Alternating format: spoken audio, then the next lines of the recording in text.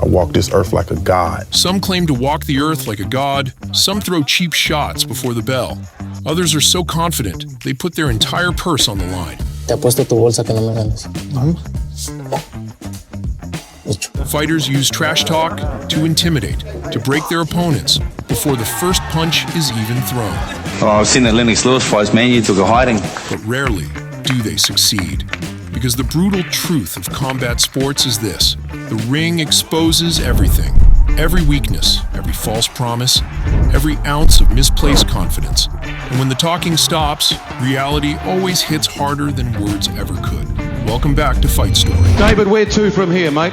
What happens next? I think I'm gonna go to Burger King. I think if Mayweather is a bigger guy or like you, he can knock you out. The 2017 showdown between Canelo Alvarez and Julio Cesar Chavez Jr. wasn't just another fight. It was a clash of legacy, expectations, and national pride. Chavez Jr., son of the legendary Julio Cesar Chavez Sr., carried the weight of Mexico's boxing history on his shoulders. But despite an impressive-looking 50-2 record, his career was plagued by inconsistency, weight issues, and a lack of discipline. 170.8 for Julio Cesar Chavez. You had a fight that was contracted at 168. To not fight at 168 is not very professional of you. Son problemas de los promotores. His most infamous moment? Failing to capitalize on a last-round knockdown against Sergio Martinez, missing a golden opportunity for a career-defining win. Meanwhile, Canelo was at his peak, and fans were already calling for a showdown with Gennady Golovkin. Canelo, ¿quieres pelear con Triple G? ¿Quieres echar el pollo? In the build-up, Chavez Jr. went all in on the mind games, questioning Canelo's career and credibility. He dismissed Canelo's legacy, calling him overrated and undeserving of his status. Lo único que sí les puedo decir que yo nunca le he rehuido a ningún rival. Hay un dicho que dice que el dinero es el diablo y lo ha tocado un poco y eso ha hecho que cambie un poco su mentalidad. The trash talk peaked during their face-to-face interview, where tensions boiled over. Because you know can fight Triple G, you fight me because you think I'm easy than Triple G. You think you're the real middleweight champion? You beat Miguel Cotto. You know, Miguel Cotto is the middleweight champion. And Canelo even offered to bet his entire fight purse to prove his dominance. Te apuesto tu bolsa que no me ganes. When the bell rang, all the talk meant nothing. Instead of a war, it was a one-sided beatdown. Canelo put on a masterclass, landing at will, while Chavez Jr. barely threw back. Round after round, Canelo dominated, humiliated, and systematically dismantled Chavez Jr., turning what was hyped as a war into a glorified sparring session. The crowd, expecting fireworks, was left disappointed. Chavez Jr. never engaged, never took risks, and never gave Mexico the fight they were promised. In the end, it wasn't just a loss, it was a complete humiliation. What's it like fighting Chavez Jr.? Easy. Yeah. Easy work. I mean, You know, if you go in 12 rounds and you're a heavyweight, something's wrong. Some fighters let their fists do the talking. Others talk first and hope their fists can back it up. Charles Martin? He talked like a god. I walk this earth like a god. That was the line, the quote that would define him, not as a champion, but as a cautionary tale.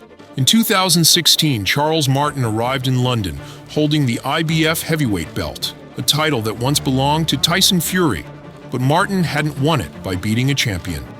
He won it in a vacant title fight against Vyacheslav Glazkov, a second-rate contender who suffered a freak injury in the third round.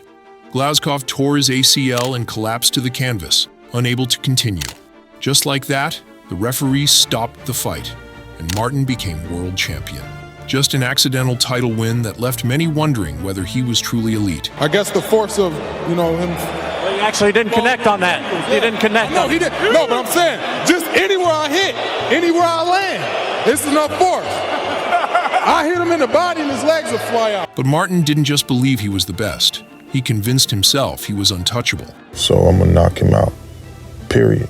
And I'm gonna get right over you. I'm gonna step right over you. I'm a world champion now, and I'm gonna keep it. She's staying right there with me, ain't going nowhere. He walks this earth like a god. I am a god. I'm blessed. My destiny's written. From the opening bell, Joshua didn't just fight Martin, he exposed him. He stood tall, patient, composed, waiting for the moment to strike. And then, in the second round, reality hit him in the face. A straight right hand, clean, precise, devastating. Martin hit the canvas. For a moment, he just sat there, blinking in disbelief, as if he couldn't comprehend what had just happened. Seconds later, Joshua landed another thunderous right hand. This time, Martin stayed down. His championship reign, his aura of invincibility, all gone in less than 5 minutes. And just like that, the man who walked this earth like a god had been humbled. I walked this earth like a god. Double chin, no chin. Double chin, no chin right here. Some fighters talk themselves into a fight. Others talk themselves into an embarrassment. Phil Greco, he did both. In 2018, Amir Khan was coming off the longest layoff of his career. After suffering a devastating knockout loss to Canelo Alvarez nearly 2 years earlier, many questioned whether he still had anything left. Phil Greco saw an opportunity. Greco didn't just trash talk, he went too far. After the Canelo loss, he went on a losing streak, family, wife. Then, wait a minute. Oh, guys, this is not Pakistan versus India. It's not a cricket match. Please. And then you go out and you tweet to the heavyweight champion of the world. What is wrong with you, mate? What is wrong? You go out and you tweet to the heavyweight champion of the world that he can have your leftovers? From the opening bell, Khan exploded forward, like a man with something to prove. The first punch, a blistering 1-2 combination, snapped Greco's head back before he even had time to react. A left hook followed, sending him crashing to the canvas in the first 15 seconds of the fight. Greco scrambled to his feet, dazed, trying to shake off the shot.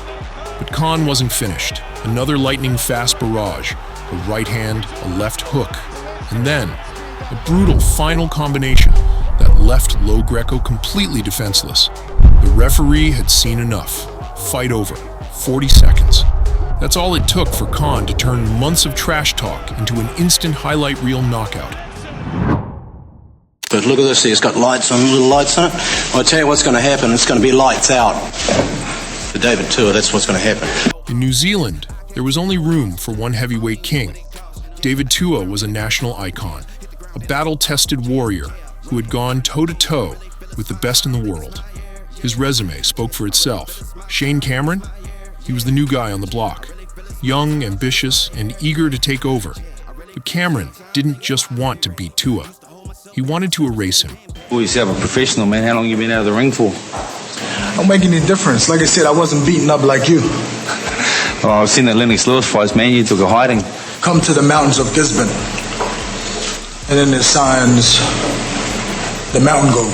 I was up on that hill at about 1 o'clock this morning. I seen you struggling, trying to get up to the goat, so you were nowhere to be seen, mate. You know, you were huffing and puffing, looked like you were going to have a heart attack, so... Yeah, I look at it, this is my time. You know, Dave's had his time, this is my time now. I'm going to stop this man inside the distance. David? Respectfully, I believe this will be Shane's last fight. From the opening bell, there was no feeling out process. Tua came forward like a wrecking machine. Aggressive, ruthless, hunting for destruction. Cameron had talked about Tua's speed being gone. But what he didn't realize was that Tua didn't need speed. He needed just one opening. Midway through the second round, he found it. A single left hook detonated on Cameron's chin. He dropped instantly. Shane's ready to go, and he's down in round one. Shane's in a heap of trouble. He got up, barely. But Tua smelled blood. The follow-up barrage? Pure destruction. It's going to be a front knockout. Down he goes again. Immediately he's trying to jab. Gets hit again with a right hand. Left hook. He's not going to last this round. David's on. Cameron was out on his feet, defenseless, shattered. The referee stepped in. Fight over. 2 rounds. That's all it took. Months of trash talk erased in less than 6 minutes. Shane Cameron didn't just lose that night. He was never the same fighter again. David, where to from here, mate? What happens next? I think I'm gonna go to Burger King. That's Burger King and go to sleep. For nearly a decade, Wladimir Klitschko ruled the heavyweight division with an iron fist. A champion who didn't just win, he dominated. But in 2014, Kubrat Pulev believed he was the man to end the Klitschko era. He wasn't just confident, he was dismissive. Pulev saw himself as different from Klitschko's past challengers, bigger, stronger, and aggressive enough to break the champion's grip on the division. But what he failed to realize was that Klitschko had heard it all before. From the opening bell, Pulev charged forward, throwing wild punches, looking for a quick knockout. Klitschko? He barely reacted. He may have his hands full because Klitschko is using the clinch. Then, with a simple step back, he planted his feet and unleashed a left hook that sent Pulev crashing to the canvas. The Bulgarian got up smiling, trying to act unfazed, but Klitschko had already seen the weakness. Moments later, another left hook sent Pulev down again. The fight was barely a round old, and the challenger was already in survival mode. Pulev tried to battle back, but his most effective shots were illegal rabbit punches. And he feels he's out of danger to land something. Klitschko remained composed and unfazed, then unleashed a devastating shot that sent Pulev crashing to the canvas.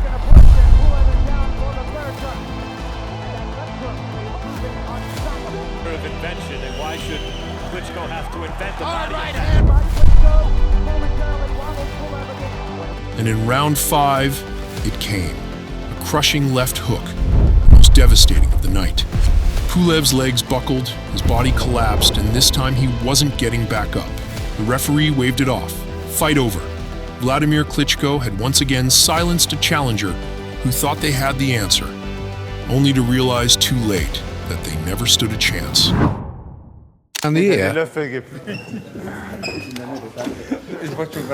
Like this. Some fighters try to win the fight before they even step into the ring. They talk, they push, they intimidate, hoping their opponent will break. Marco Huck tried all of it. In 2017, the World Boxing Super Series set out to determine the best cruiserweight in the world. Oleksandr Usyk, the undefeated WBO champion, was the favorite to win the tournament. But his first opponent, Marco Huck, wasn't impressed. A former long-reigning world champion, Huck had been here before. He had seen flashy undefeated fighters come and go, and he made sure Usyk knew it.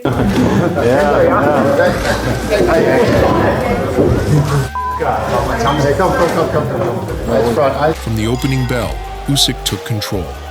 His footwork was too sharp, his jab too accurate. Huck, known for his aggressive style, tried to close the distance, but every time he stepped in, he paid the price. Usyk controlled the pace, peppering Huck with crisp, clean shots, while the German veteran grew more frustrated. And when frustration set in, Huck did what he always did. He tried to turn the fight dirty. In the 8th round, after the referee called for a break, Huck threw a cheap shot, a blatant punch to Usyk's body. The crowd gasped. The referee warned him. Usyk, unbothered. He simply nodded, because now the punishment was coming. In round 10, Usyk stepped forward and let his hands go. A relentless barrage of punches rocked Huck against the ropes. Uppercuts, hooks, pure punishment. Huck had no defense, no answer, only survival mode.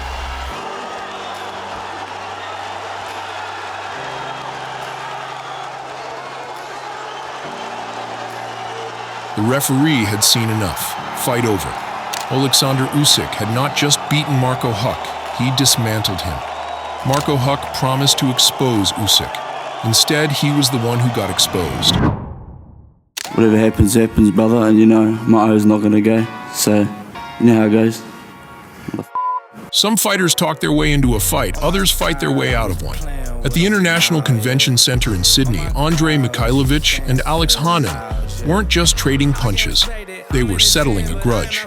The trash talk had been relentless. Mikhailovich fired shots in interviews. Hanan clapped back. Neither man backed down. I respect what he's done, but as a person, though, you can't respect him, man. He's a chump. You ain't a Kiwi, brother. So, you ain't a Kiwi, so I don't know why you're coming over here acting, taking the Kiwi flag, brother. You're a nut is what you are. You know what your issue is, right? Is you took all the but you're like, thanks for the opportunity. Shh, calm down. But when the night finally arrived, Hanan took things too far.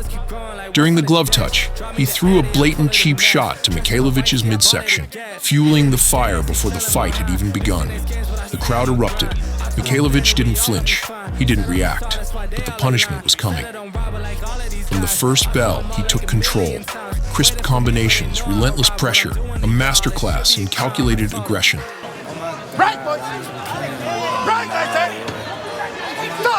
Then came the second round. Mikhailovich saw his opening and let it fly. A perfectly timed left hook that dropped Hanan hard. Hanan beat the count, but his fate was already sealed. Misses with his right hand and works, and there's the hook again, and he goes. Mikhailovich closed the show, unloading a barrage of punches until the referee stepped in. Fight over. Grudge settled. Lesson learned. Because in boxing, you can start a fight with words, but you better be ready to finish it in the ring. I did exactly what they told me to do, was just stand in his range, let him throw it, and then just counter, and that's all I did tonight. When I walked out, people were booing and that. When I walked out, everybody was cheering. So it's just funny, how it just turns like that, one statement like that. So, but this was always going to happen. I was always meant to do this.